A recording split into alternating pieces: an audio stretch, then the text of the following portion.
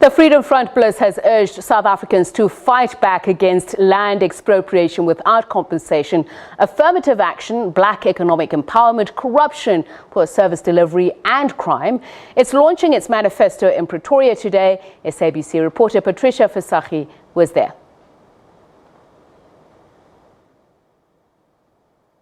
The preamble of the Constitution of South Africa determines South Africa belongs to all who live in it, united in our diversity.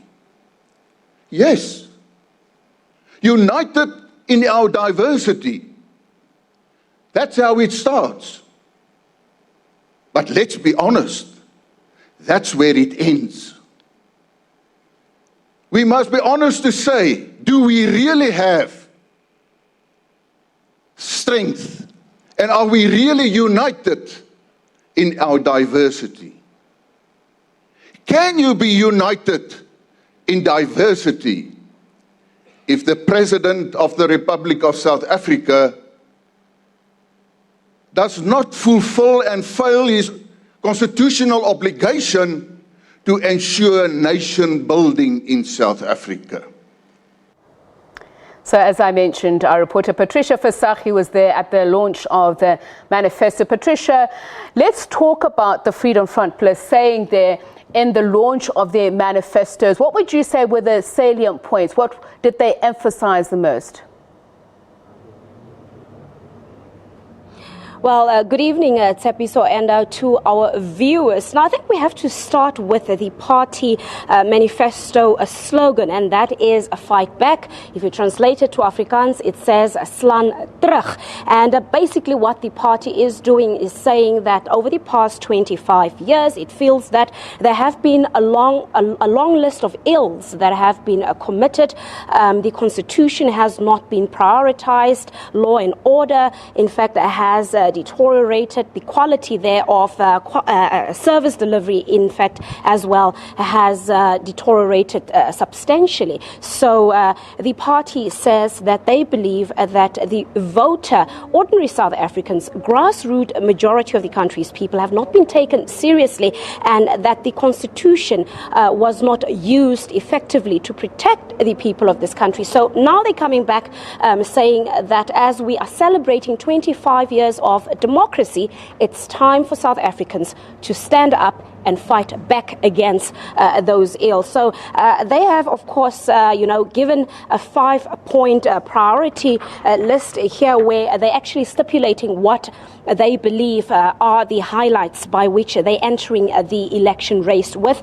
So just to read quickly here, the party is saying a fight back against land expropriation without compensation, a fight back against discrimination, against crime, corruption, and of course against poor service delivery. That is the 5 points that the party is saying South Africans should fight back again. So that is essentially the highlight. Of course, there are a lot of other points that the party is stipulating in its election manifesto. Let's talk about gun laws, Patricia. What did the party propose on that? On gun laws, Tsepiso, of course, the party, I think, highlighted that in conjunction with its immigration law. The party says that government need to make sure that they, of course, put strict restrictions that would allow that, a few people would have access to firearm licenses. That is one. But also to come up with a holistic program to eradicate and, of course, eliminate the circulation of illegal firearms in our society. But also, I think, and this is where it links on to the immigration law, the party highlighting that there's a lot of illegal firearms that come across the border. And they feel that if the country's borders are controlled effectively and there's enough policing, then essentially not only will you control the influx of illegal immigrants that come to the country and pose, in their words, a huge national security risk, but in essential, you'll also control the possible influx of illegal firearms and other illegal substances that come over the country's border and essentially, causes a whole lot of other social defects and increased crime in the country. So in a nutshell, that is actually what the party proposes. So finally, Patricia, is there a sense that the party is trying to broaden its support base?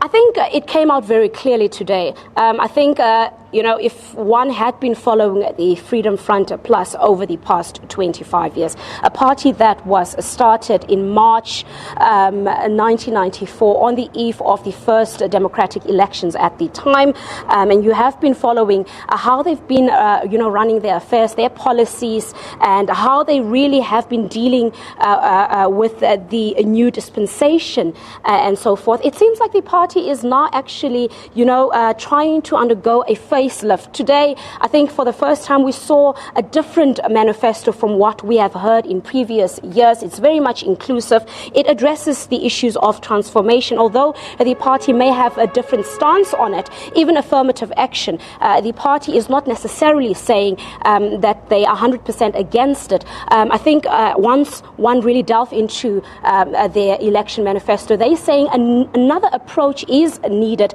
to address the issue of inequality in the country. So for the first time, we also saw a lot of other races that came to the party. A lot of colored people were also there, and we've also seen some of them being part of the leadership structures. So you can see that the party has joined the collective. They also want to draw, the majority voters, and that is the black people and the colored people in the country. So just very briefly, Patricia, when the party says we do not make false promises, was it anything in particular it was making reference to? Well, the party has not been in governance, but the party has, over, I think, the past 10 years, being involved in a lot of coalition governments, in particular after the 2014 national elections and after the 2016 municipal elections, in particular here in Tshwane, where the DA is, of course, in a coalition agreement with the likes of the FF Plus in Johannesburg as well, and other parts of the country. So the party is saying where they have been in those agreements, those coalition governments, it seems like things are getting done properly. But of course, Tsepiso, you know that this time of any country's period where politicians are going into elections, you will hear a lot of positive messages coming from the various political parties. But whether that is a true reflection of what they stand for, what they can deliver, we can only judge on the ground and in terms of whether a party is really governing. That is, I think, the true test, whether you can see whether a party can actually deliver or Patricia, not. We're going to have to wait leave until it there. the 8th of May and see what happens then. Thank you very much, Patricia. Patricia Visagie, SABC reporter in Pretoria. And of course, it's our question whether or not you're convinced and whether you'll vote for some of these smaller parties that launched their manifestos today.